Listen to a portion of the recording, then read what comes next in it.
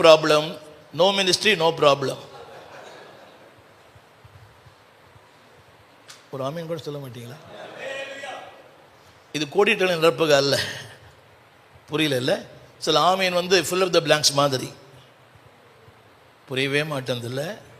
பிரசங்கம் தெரியும்னா அல்லேலூயா ஆமேன், அது அல்ல. சொல்லுங்க, small ministry small problem, big ministry big problem, no ministry. சில ஊழியர்களுக்கு ப்ராப்ளமே இல்லை, ஊழியமே இல்லை. ஒரு உலகம் சுற்றும் வாலிபன், ஊழியமே கிடையாது. ஐயா புரியுதுங்களா? இப்போ ஃப்ராங்க்லின் அவருக்கு பிக் மினிஸ்ட்ரின்னா எஸ் எ பிக் ப்ராப்ளம். நெகேமியா 5ஆம் அதிகாரத்தில் போட்டிருக்கோம், பெரிய கூக்குரல் உண்டாயிற்று, கிரேட் கிரைசிஸ். யாருக்கு பெரிய ப்ராப்ளம் இருக்குதோ அவங்களுக்கு பெரிய தயவு இருக்கும். வாசிக்கிறீங்களா? பெரிய ப்ராப்ளம் இருக்கிற ஊழியனுக்கு பெரிய தயவு இருக்கும், ஊழியமே இல்லாதவனுக்கு தயவே இருக்காது. படிக்கிறீங்களா? நெகேமியா 5:1 முதல் வசனம் நினைக்கிறேன். நெகேமியா 5:1 முதல் வசனம். அநேகரும் ஸ்ரீகளும், அந்த ஒரு வார்த்தை மட்டும் படிங்களேன் பாருங்க. பெரிய கூக்குரல், big ministry as a big problem. ஐயா என்னுடைய பாரம் எல்லாம் நீங்கள் உங்களுக்கு அடுத்தவங்க சொல்லணும்.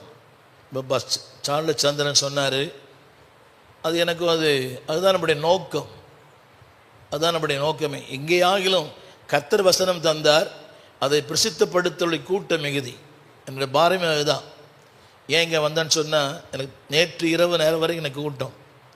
இந்த வாரம் முழுக்க நான் பல கூடுகைகளை பேசுகிறேன். அடுத்த வாரம் இந்த நேரம் கானா என்கிற ஒரு நாட்டுக்கு போகிறேன். செவ்வாய்க்கிழமை காலையில் 37 மணி நேரம் பிரயாணம். கானா, அடிசபா, அதுக்கப்புறம் வந்து ஆக்கரா. ஒரு பெரிய ஊழியர் கூடுகைகளை பேசுகிறேன். கடந்த நாட்களெல்லாம் பிரேசிலில் 30,000 பேருக்கு பிரசங்கம் பண்ண ஒரு ஆண்டவர் கிருபை கொடுத்தார். இது விளம்பரங்கள் அல்ல. ஒரு ஊழியன் பயன்படுத்தப்பட வேண்டுமானால் அர்ப்பணம் தேவை, ஆசை தேவை, ஆதங்கம் தேவை. புரியுதா உங்களுக்கு? ஒன்று சொல்கிறேன், எல்லாருக்கும் சொல்கிறேன், இங்கே அன்னோனா இருங்க, அங்கே வெல்னோனா இருங்க. இங்கே வெல்னோனா இருந்து அங்கே அன்னோனா இருக்கிறதுல அர்த்தமே இல்லை.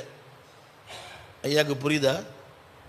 இங்கே அன்னோனா இருக்கணும், அங்கே வெல்னோனா இருக்கணும். இங்கே அறியப்படலாம் இருக்கணும், அங்கே அறியப்பட்டவளாக இருக்கணும்.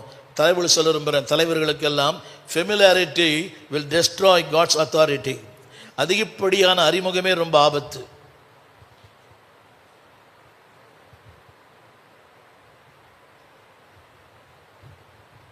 புரியலையா? சொல்லுங்க, அதிகப்படியான அறிமுகமே ரொம்ப ஆபத்துன்னு சொல்லுங்க.